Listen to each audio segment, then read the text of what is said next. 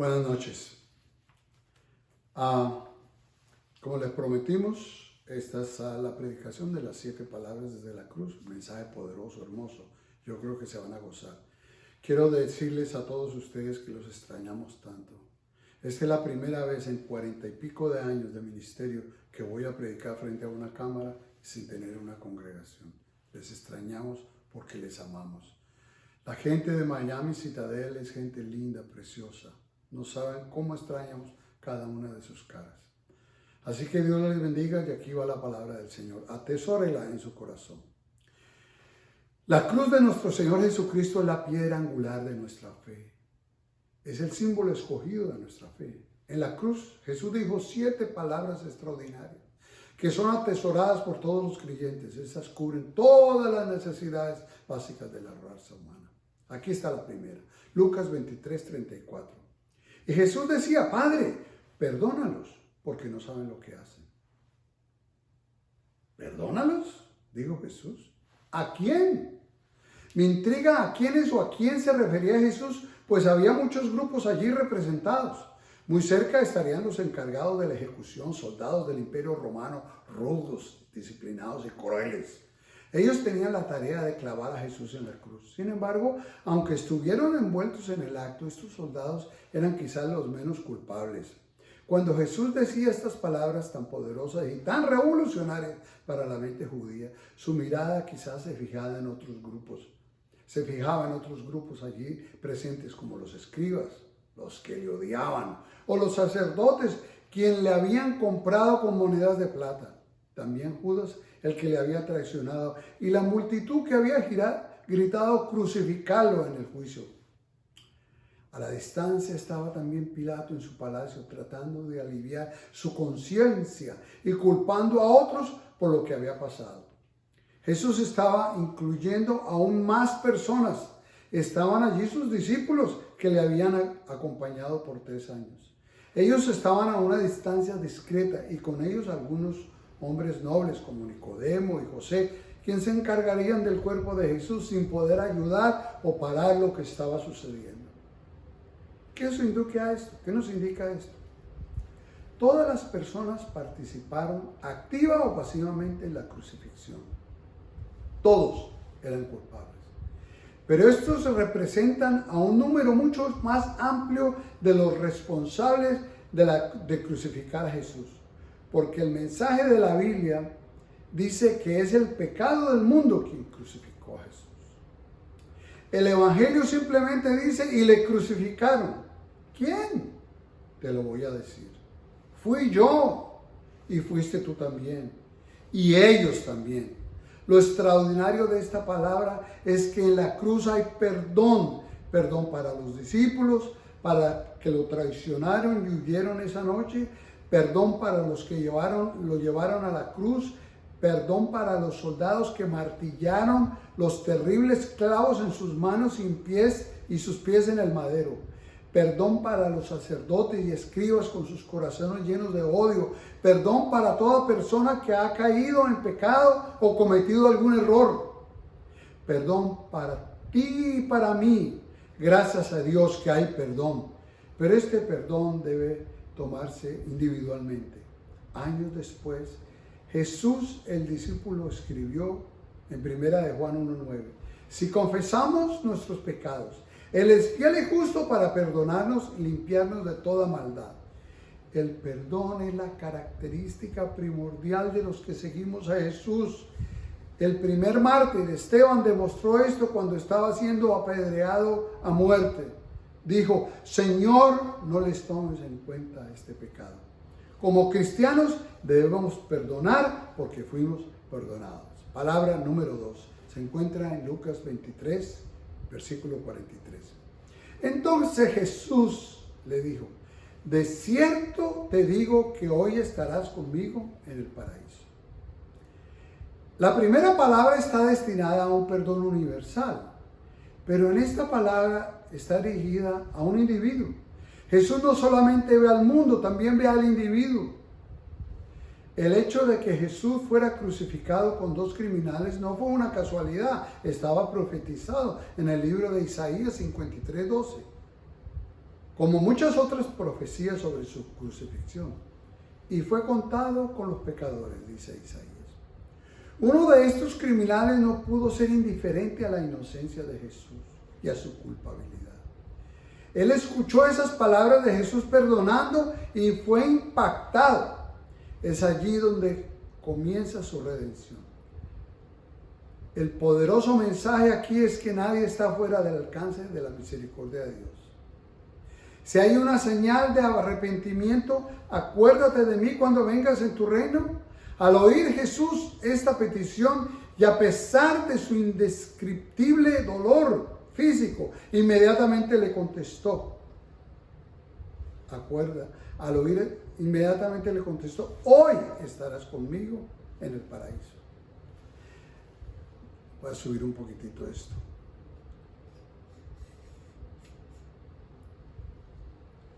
La palabra paraíso es una palabra persa que significa un jardín amurallado. Cuando un rey persa quería honrar a un invitado especial, lo llevaba como acompañante al jardín amurallado. Y era entonces escogido para acompañar al rey a sus jardines reales. No fue nada más una oferta de vida eterna o de inmortalidad lo que Jesús le prometió a este criminal arrepentido. Él le prometió pasearse con él por la eternidad en los jardines reales. O sea, este ladrón sería honrado con la compañía de Jesús en los jardines del cielo. Hoy estarás conmigo en el paraíso. Esta palabra demuestra que la ruta de la salvación es muy simple, tanto que hasta un niño la puede entender y seguir. El enemigo ha cegado a los hombres para que piensen que es imposible, que solo algunos privilegiados pueden ser salvos. Sin embargo, esta palabra es una afirmación de todo lo contrario. Romanos 10:13 dice: porque todo aquel que invocare el nombre del Señor será salvo. Esta palabra nos demuestra que la salvación se extiende hasta los peores pecadores. Y otra lección que aprendemos es que la salvación no depende de ninguna ceremonia o iniciación. El ladrón se arrepintió y eso solamente lo salvó. Y algo más solemne y muy importante es que eran dos ladrones. La palabra es clara, el otro simplemente rechazó la salvación. Esa dualidad es importantísimo. Número 3. Cuando Jesús vio a su madre y al discípulo a quien él amaba, que estaba presente, dijo a su madre: mujer, he aquí a tu hijo. Después dijo al discípulo: he aquí a tu madre. Y desde aquella hora el discípulo la recibió en su casa. Juan 19, 26 al 27. Esta palabra nos demuestra de una manera maravillosa el amor de Dios. La palabra está dirigida a Juan, el discípulo amado, y a su madre. La ternura de estas palabras es evidente.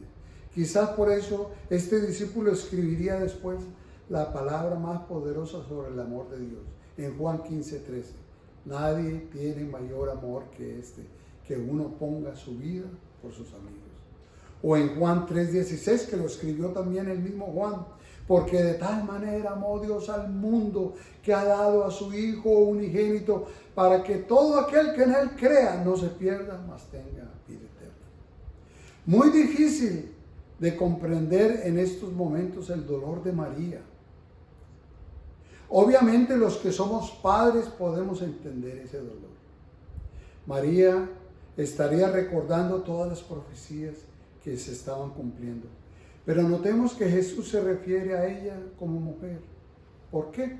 La razón es que de allí en adelante María pasaría a una relación más sublime con Jesús. Ahora Él es su Señor.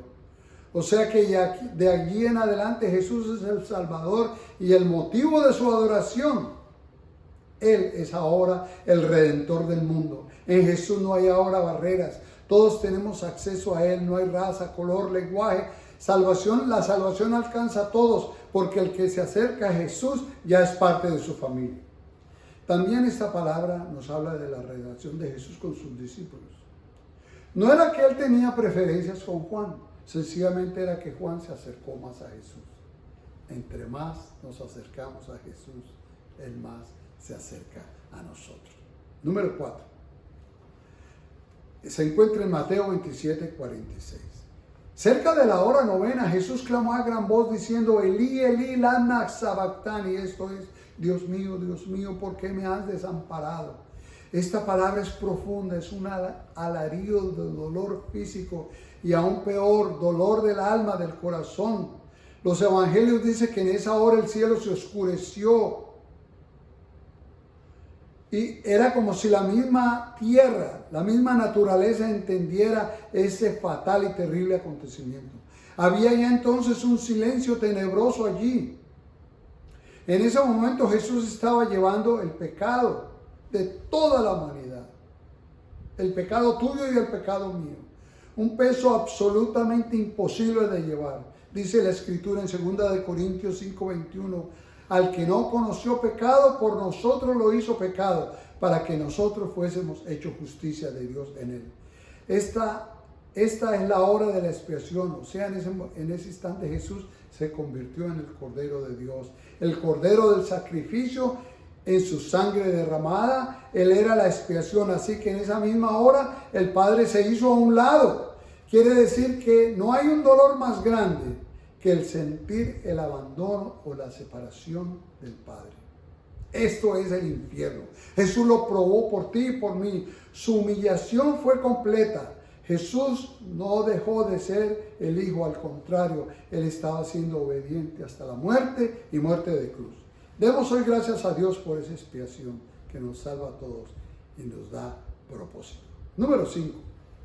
Después de esto, sabiendo Jesús que ya todo estaba consumado, dijo, para que la Escritura se cumpliese, tengo sed. Esto se encuentra en Juan 19:28.